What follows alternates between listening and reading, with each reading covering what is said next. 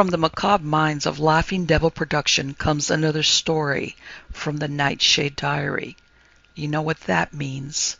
Check under the bed and make sure no one or nothing is there. Is the closet door securely shut? Then leave your disbelief behind, amp up your imagination, and hang on tight for another ride into terror and mystery. And like all good horror stories, just imagine it's a dark and stormy night. And remember, screaming like a little girl is permitted.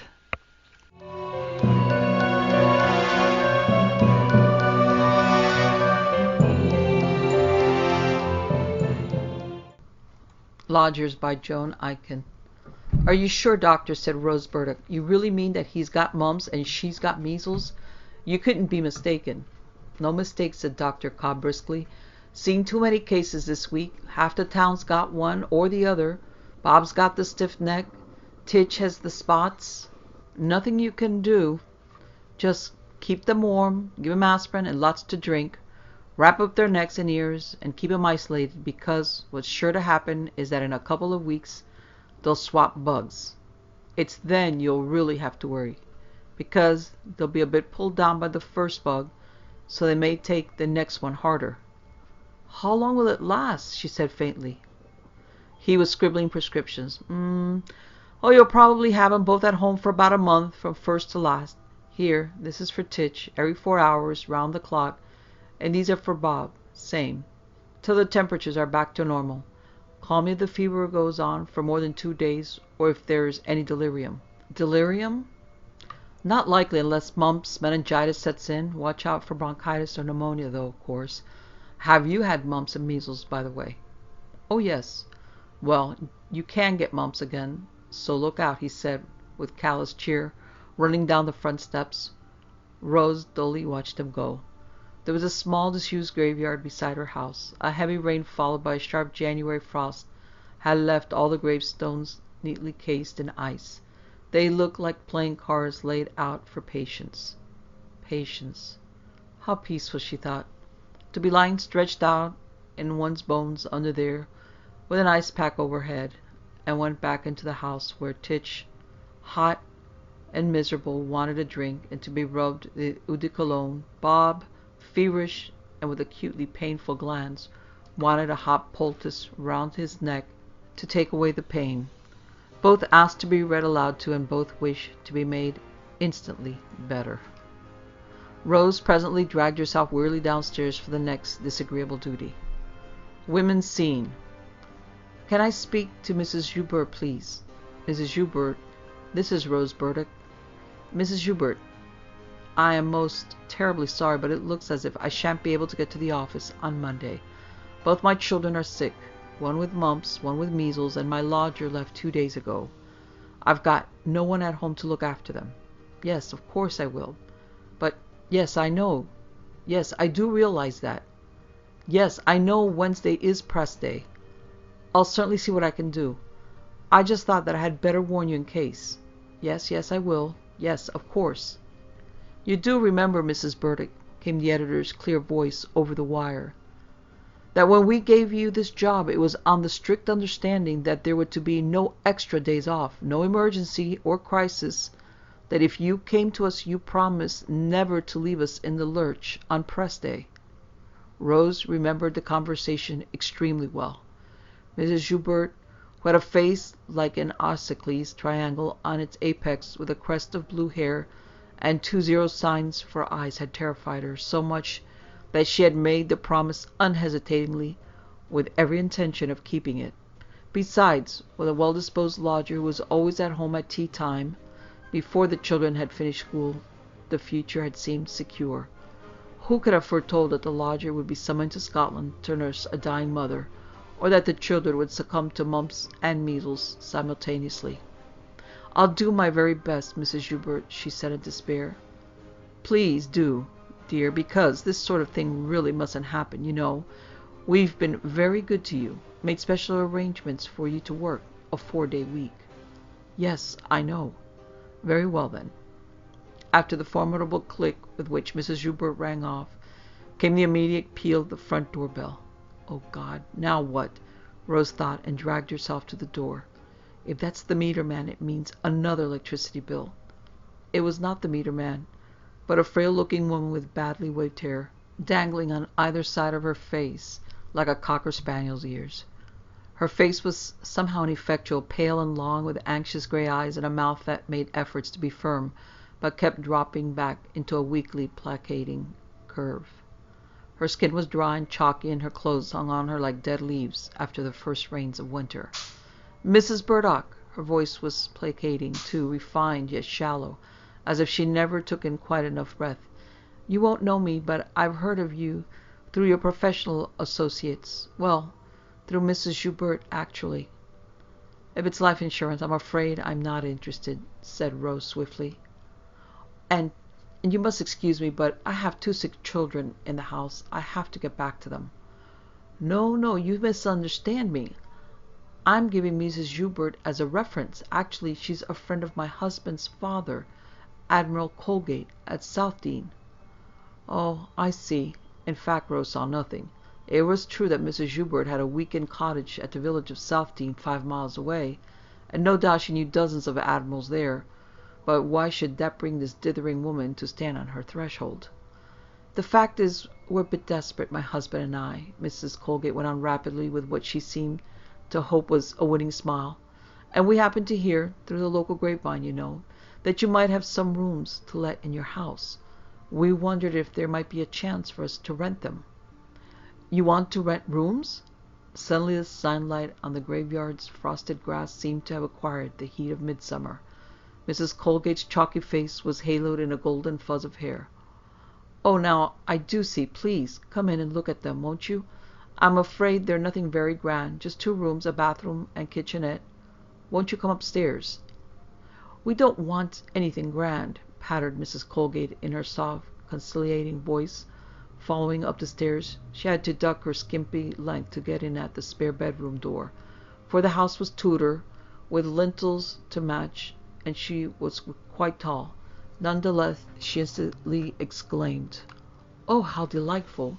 Why, this would suit us down to the ground. It's really an answer to prayer, you see, as my husband has been disqualified from driving for 6 months.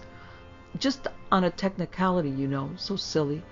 And he has to catch the 8:15 twice a week in town, and there's no bus to Southdean. And I'm a wretched driver in a fog, and you know how many fogs we've been having these mornings. We have been living at Southdean with the Admiral, you see, my husband's father, ever since we had to come back from Iran so suddenly. Desmond had an excellent job in Tehran. It was so sad when things got difficult there." All this flowed out in a gentle, unaccented stream as she, rather inattentively, it seemed to Rose, inspected the bathroom, kitchenette, and 2 bed-sitting rooms. "Quite perfect. And is there a shed or something where we can garage the car?" That, Rose was obliged to confess, there was not. Her own Minnie lived across the lane, where there was a slot just big enough for 1 car, but I'm afraid they won't allow any more. You can park overnight in the main square, though. That's only 3 minutes' walk. Mrs. Colgate declared that would be absolutely super, and that the whole thing was just what they had been looking for. Only 3 minutes to the bus, too. Couldn't be more convenient. May we move in this afternoon? "Don't you want your husband to come and look first?" said Rose, a little startled. No need at all. He'll love it just as much as I do. There's just one thing. Rose hesitated, feeling that heaven sent, though this chance seemed, it behooved it to be honest. I have 2 children, aged 6 and 8. "Oh, the pets! We love children," cried Mrs. Colgate. "I've had children of my own, you see, grown now, alas. We shall be so happy to live in a house with children once more." "Oh, that, but the thing is," went on Rose desperately, "that one of my children has mumps at present and the other has measles, and in about 10 days' time or even sooner they are due to reverse the pattern. Are you sure you want to face that? Have you had mumps and measles, Mrs. Colgate?" "Bless you, yes, my dear, long ago. And so has my husband. Mumps and measles are nothing to us. We shall be happy to nurse your children for you. It will make us feel needed. I gather you go up to town every day. I feel quite certain that we are going to fit into your home very well. That's all settled then, and we'll move in this afternoon between 3 and 4, if that is a good time. Yes, of course, Rose said. I'll give you some keys. Mrs. Colgate's smile had been so continuous and persevering that it was rather a shock for Rose to observe the violent shaking of her hands as she received the keys. Poor thing, perhaps she had arthritis, or Parkinson's disease, was it, that made the hands shake, or somebody's palsies? Who was that at the door? Called her children's voice from their separate bedrooms. It was no use putting them together. First they argued, then they quarreled, finally they fought. Rose went to tell them that 2 new lodgers were due to arrive who would be happy to read aloud, fetch drinks, and do shopping errands. Bob took the news indifferently. He had a temperature of 102. Titch's face fell. I thought you'd stay at home to look after us, she said dolefully. Honey, you know I'd like to, but I can't. I have to go to my office. But I'm sure Mr. and Mrs. Colgate will be very nice. At 2:30 the bell rang again, and it was a short, very fat man with a green eye shade over his face who held an immense untidy bundle wrapped in a red baize cloth. Mrs. Burdock? I'm Desmond Colgate. Delighted to meet you. Can't shake hands. May I carry this little lot upstairs? His voice was startlingly high and shrill. The only thing higher, Rose thought, would be a bat squeak. What she could see of his face, below the green shade, was almost as startlingly white and moist, like the underside of a plaice. Taking her silence for scent, he nipped past her, and locating the stairs by instinct, it seemed, went quickly up with his load. Finding her wits, Rose followed and directed him into the lodgers' rooms. Delightful, delightful, he said, dumping the cloth-wrapped bundle on the bed and crossing to the window. I'm sorry it looks out on the graveyard, Rose said, after clearing her throat. My son's room does too. I do hope you don't mind. Mind? Why should I mind? Oh, he said, chuckling, you mean worry about the spirits of the departed, that sort of thing? But my dear young lady, that little graveyard is old.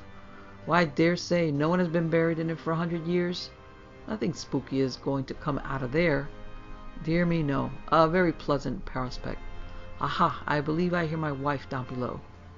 You mean only recent graves produce ghosts? Rose asked, trying for a light note, as she followed him downstairs again. Spirits, my dear, spirits, of course. They wear out in the end. Burn out if you like. Just like a candle flame. Spirits are not immortal, any more than bodies. They simply have more energy and a longer lifespan. Thank you, Laura, he added, receiving a plastic garment bag evidently stuffed with clothes from his wife, who stood nervously by the open front door.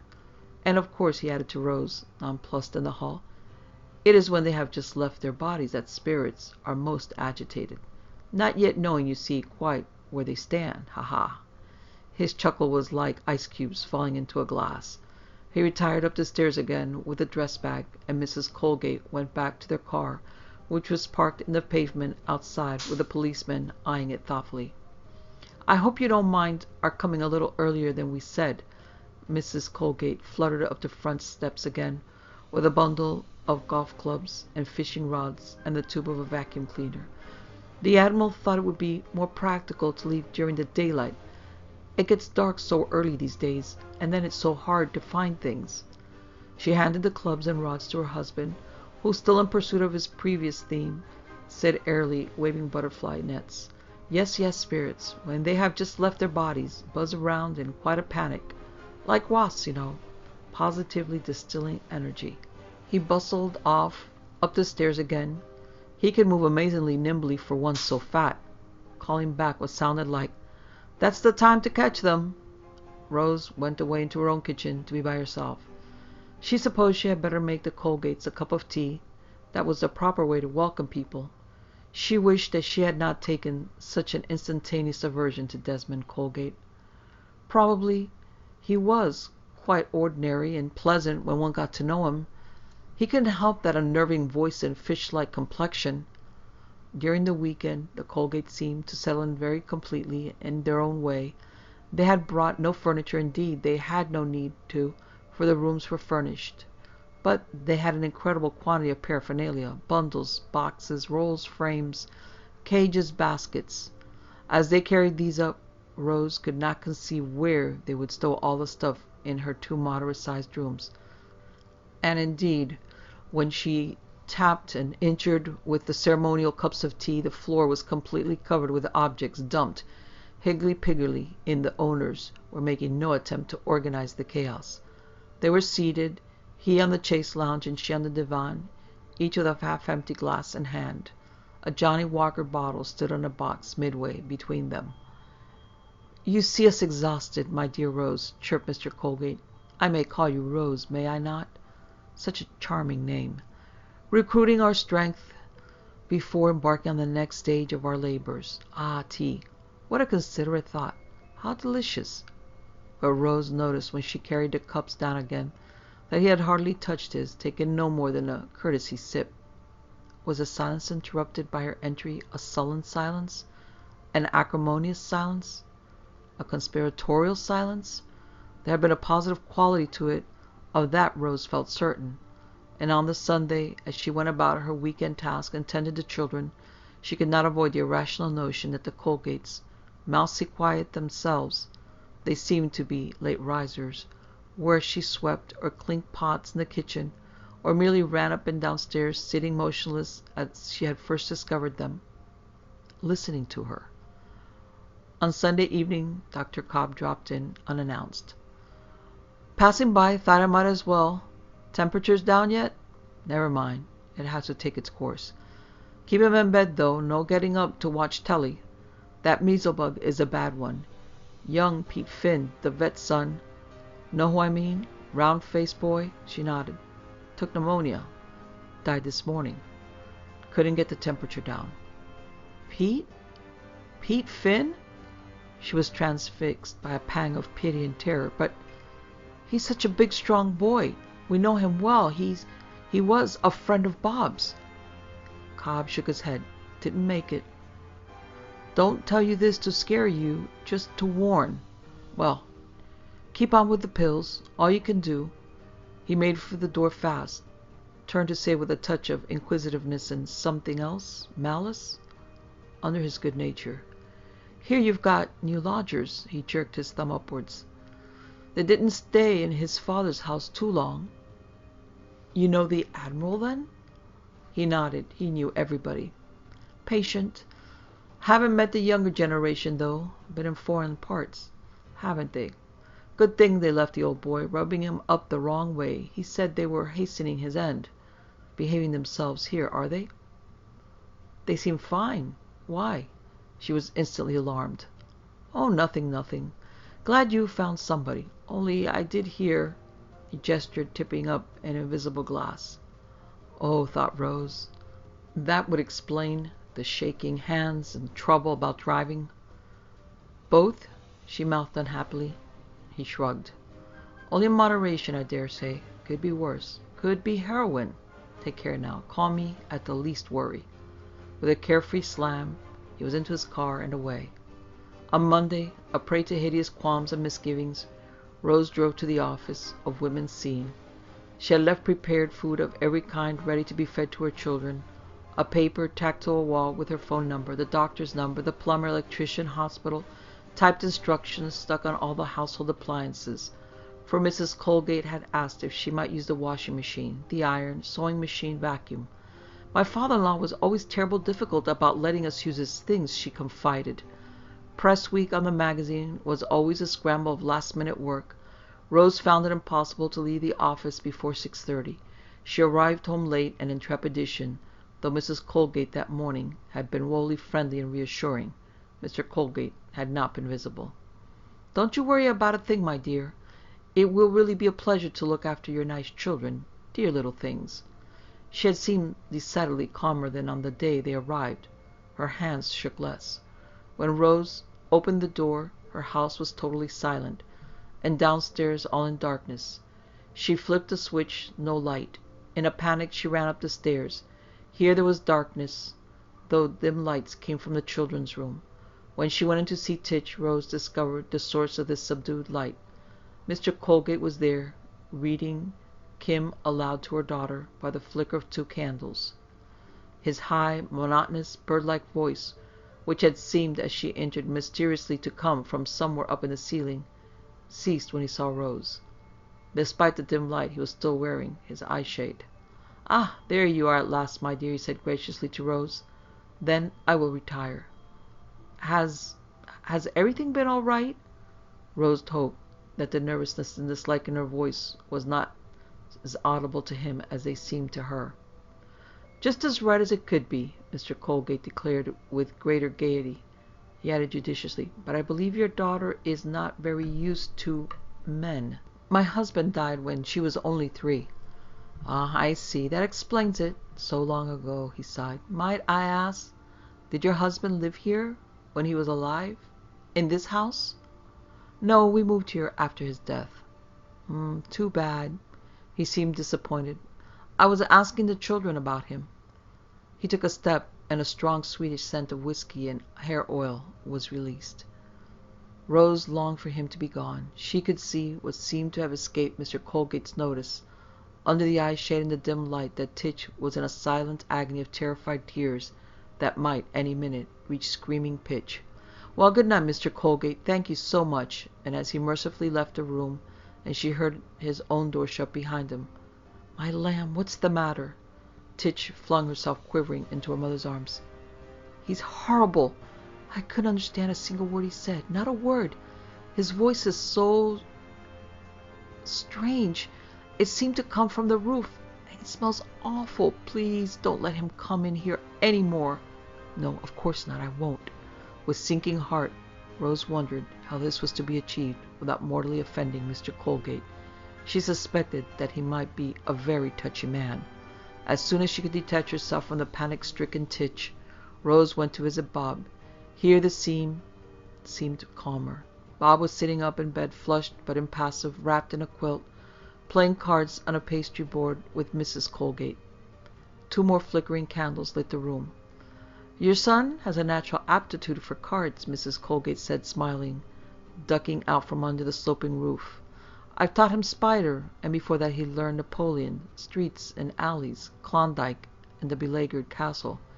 He learns like lightning." "Bless him," Rose stroked the tousled fair hair. "It's so kind of you." With relief she saw that Bob, though not in the best of spirits, had not been reduced to Titch's state of despair. She felt his forehead. It was very hot. He twitched away nervously from her street-cold hands. "Why all the candles?" Rose asked. "Did the main fuse blow?" "I can't say." Mrs. Colgate looked vague. "Something went wrong, but anyway, my husband and I really prefer candlelight." Rose did not.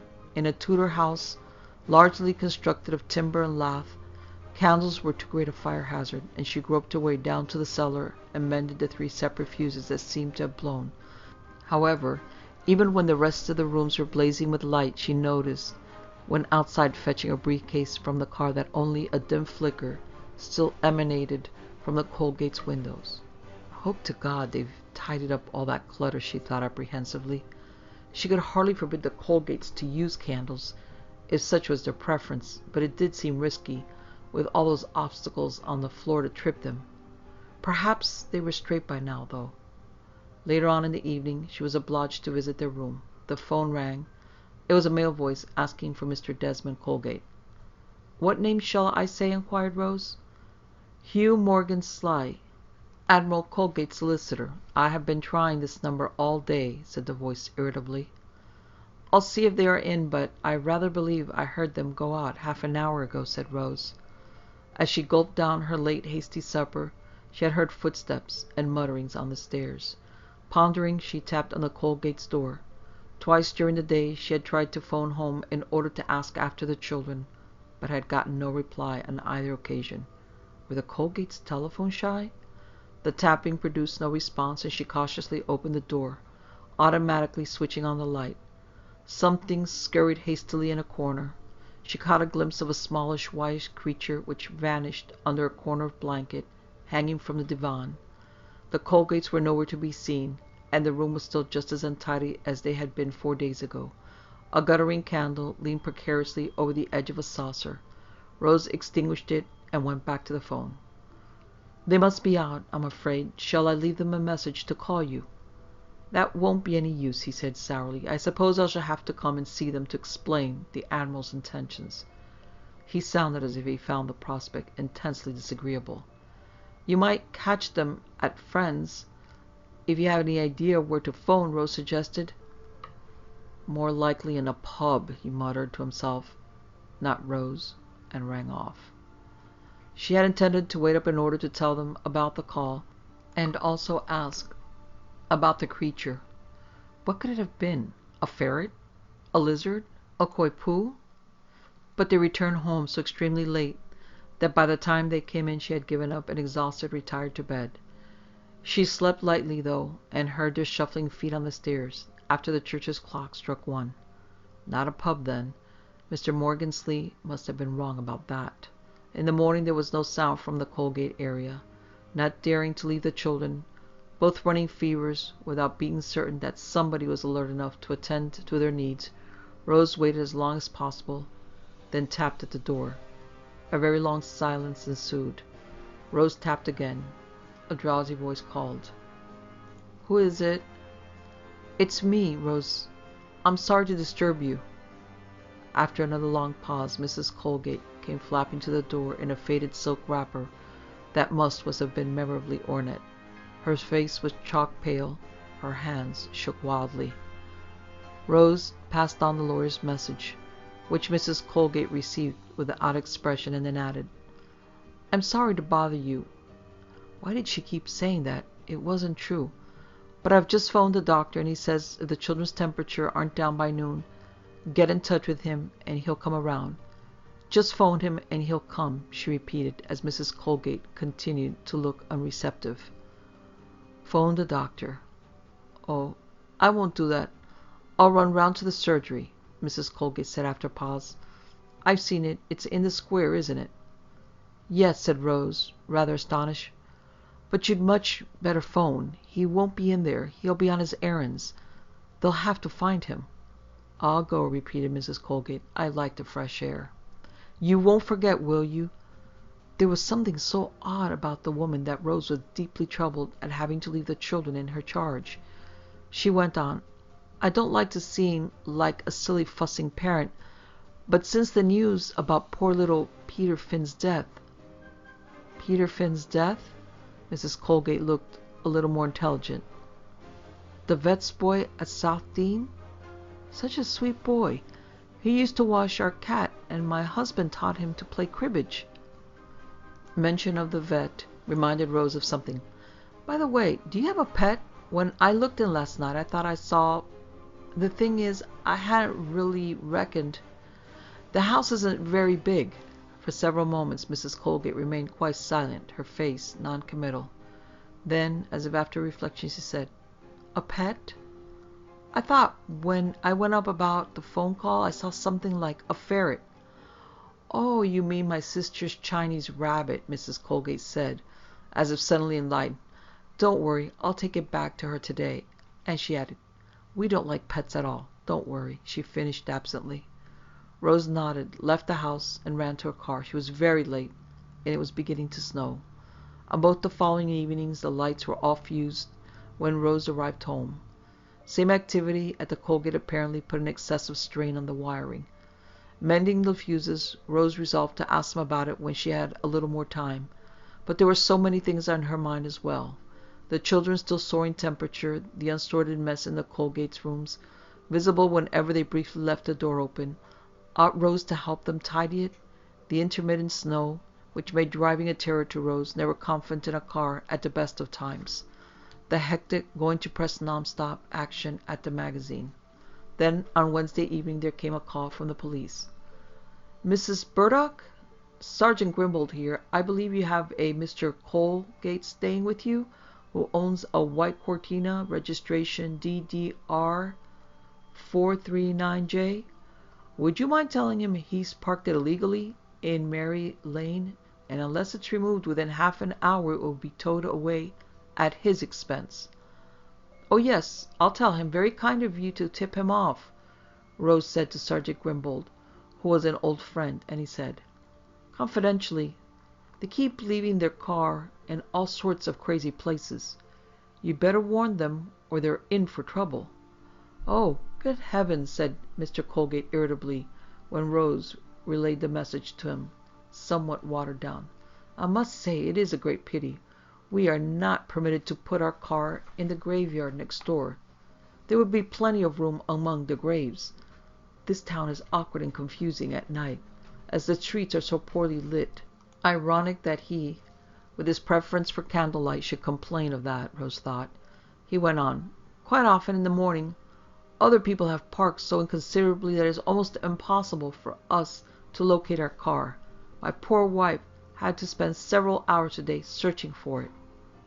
This explained Bob's complaint. We didn't get one lunch today till 4, Mum.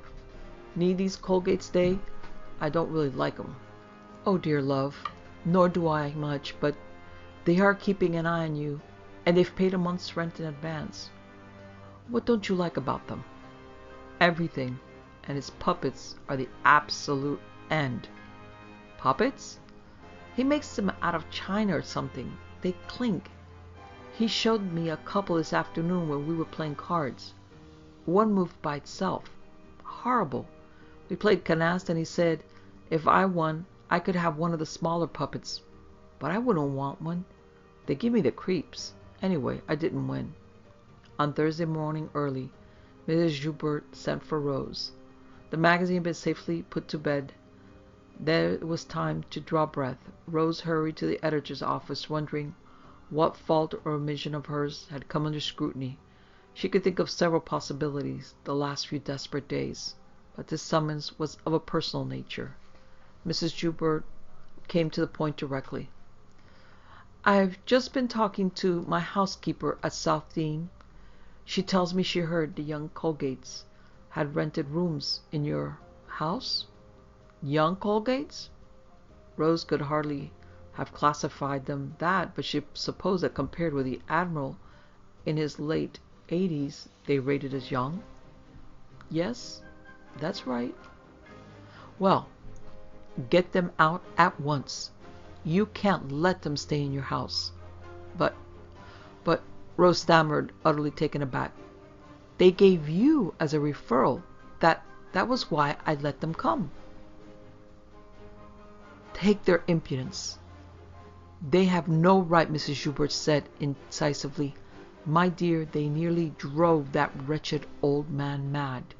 He said they were hurrying him towards his end. They are an appalling couple. What's the matter with them? Well, they drink like fishes for a start. But there's much worse things. They have all kind of murky habits. You have got to get rid of them. But they've paid a month's rent. Pay it back. Get them out.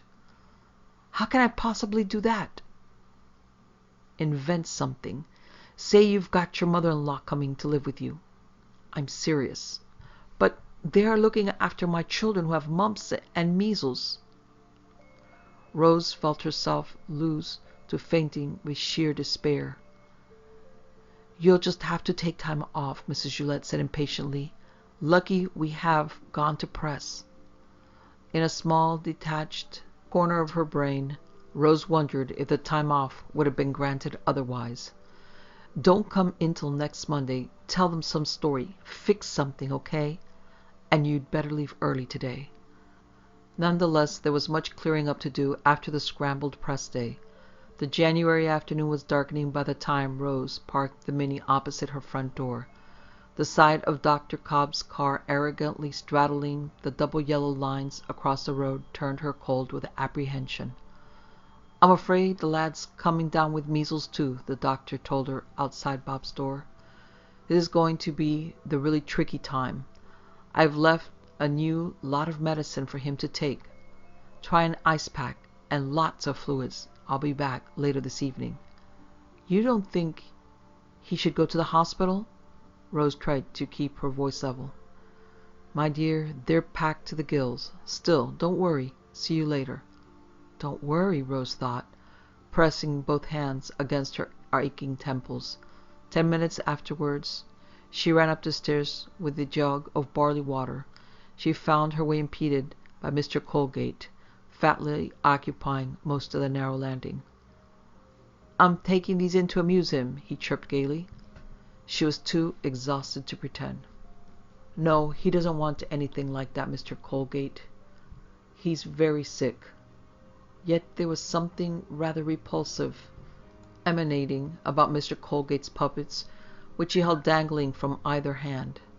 China, Bob had said, and she had thought he must be mistaken, but in fact the puppets were made of ceramic, a series of bell-shaped pottery pieces, a large one for the body with a painted face, and smaller ones for the arms and legs, each slotting into the one above. Then, held together by leather thongs, they clink slightly as they move. The faces, though depicted by no more than half a dozen strokes of black and white paint, were such expressions of malign hostility that it would be easy to see why they had upset Bob. Thank heaven, Titch had not seen them. He's too sick, Rose repeated firmly. Poor boy, Mr. Colgate sighed. It's hard, when one is young, to be so very ill. You're sure I couldn't show him just one puppet? I have a big one, bigger than these, which moves all by itself. I've trained it to do that. He'd like that one. No thanks, Mr. Colgate. Mrs. Colgate opened the door and then put her face round. She looked fatigued and frightened. For a moment Rose thought he could hear a faint high-pitched crying coming from the room behind her. Then she stepped out and closed the door. Ventriloquism, said her husband. Did you know I could throw my voice, my dear Rose? He twitched his face and a squeaky voice came from among the rafters above them. Let me out! Let me out! Don't do that, Desmond, said his wife hastily. Tell me, where did you put the collecting bottle? I need it now. I'm trying to divert our dear Rose, Laura. Well, she isn't amused. Where did you leave the bottle? I dare say it's in the car, he replied pettishly. Where's the car? God knows if you don't, he snapped, and went into the room, slamming the door. For the instant that it was open, Rose thought she heard the crying again. Then there was a thump and silence. Am I going mad, she wondered, carrying the barley water into Bob. He was highly delirious and pushed her away, crying, Don't you let them near me, or I'll smash them. Titch, too, was worse that evening, and complained of pain all around her neck, but she could still take some fruit juice, which Bob refused. Rose, squeezing oranges in her kitchen, was interrupted by Mr. Colgate, who seemed aggravated. I am very fond of your children, he announced aggressively. That's kind of you, Mr. Colgate. I'm sure you are. Then why does your daughter scream like a maniac when I go into her room? She's very sick. She's only 8. She's not used to men. She's used to the doctor. That's different. She's known him for years. I would like to teach her how to play clock patience. Any child her age can learn that. Mr. Colgate, I would rather you didn't go into her room just at present. He looked at Rose loweringly, but at this moment his wife came in, flustered, brushing snowflakes off her shabby headscarf. Desmond, I can't find the car. Can't you remember where we left it last? You were driving. No, I wasn't, she began, but he dragged her sharply out into the passage. Rose heard them squabbling. You must remember. Well, I don't. You were driving. Shut up. Try to think where you put it. I didn't put it anywhere. I've looked all over the town. If we don't find the bottle soon, it'll be... They're getting fractious. I don't hear anything. That's because you're deaf, Desmond. He was a bit deaf, Rose had noticed. Often she had to repeat things she said to him. Did you try in the alley next to the library, where it says librarian only? No, I didn't. I think it might be there. Go and see.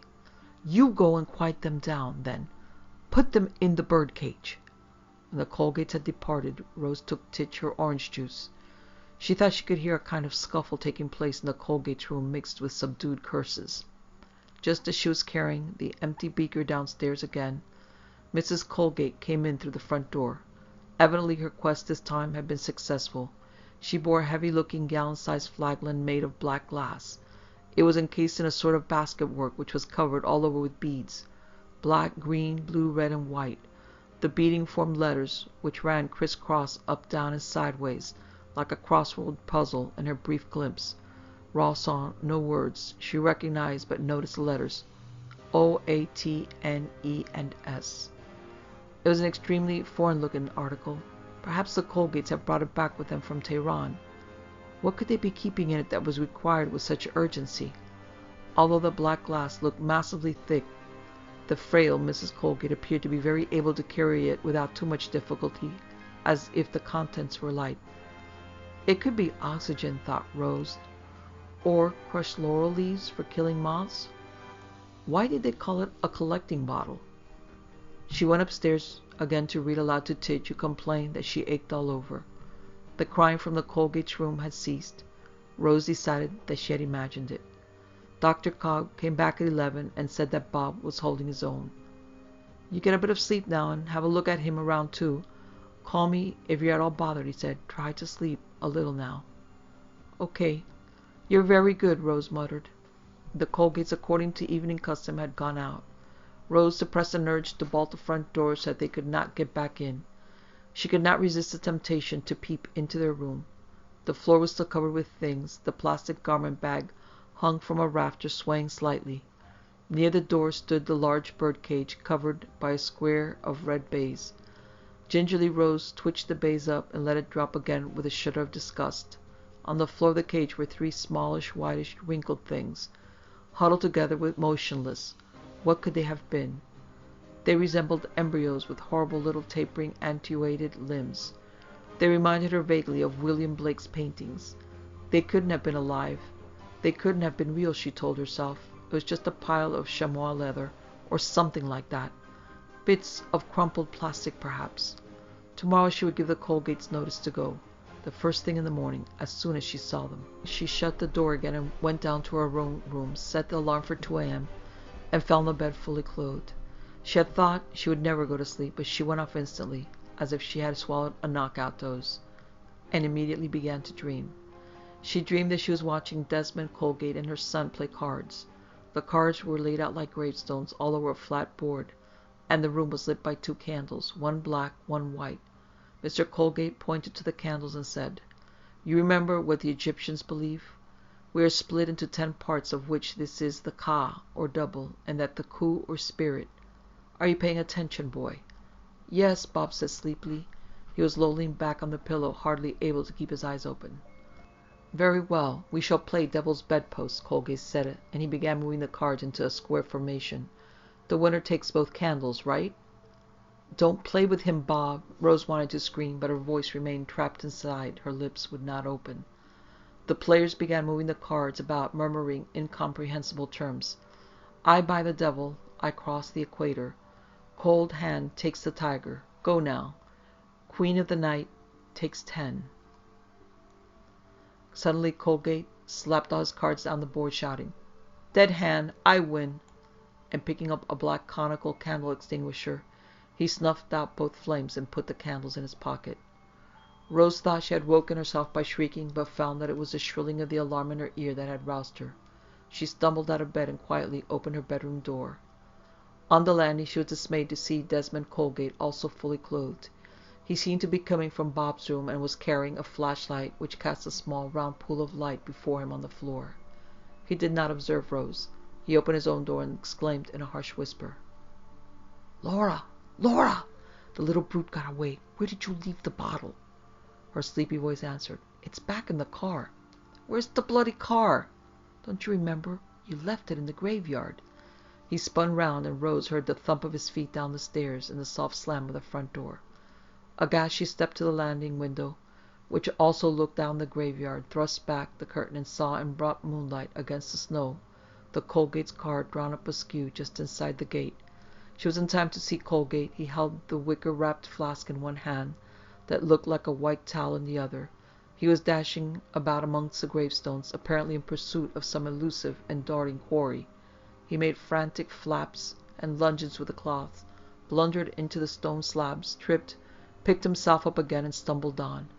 But presently, dropping the bottle, he pressed both hands violently against his breastbone, as if coughing or choking, stood in this position, anchored for several moments, then fell heavily onto the snow and lay still. Rose heard a shallow breathing beside her and turned to see Laura. Colgate, looking past her shoulder. What is it? What is it? She muttered apprehensively, pushing aside her dangling hair with tremulous hands. Your husband is out in the graveyard, Mrs. Colgate, said Rose bleakly. I think you had better go to him. He seems to have been taken ill. Whimpering in distress, the other woman shuffled down the stairs. Desmond? Desmond, why couldn't you wait for me? She called plaintively, and the door slammed behind her. Rose waited a moment, saw her approach her husband's body, stoop and recoil with upflung hands, glancing suspiciously round her as if expecting crowds of onlookers. Rose turned and ran to her son's room. His window stood wide open. A scatter of cards lay over the quilt. Bob was sprawled in the bed, motionless, with his face to the wall. Rose, trying to keep her fingers steady on his wrist, could find no pulse. She ran down the stairs to the telephone. Mom, I'm thirsty, came in a feeble croak from Titch's room. Just a minute, love, shan't be long. Rose began dialing the doctor's number. As she did so, she heard the front door close, and Mrs. Colgate's dragging steps cross the front hall.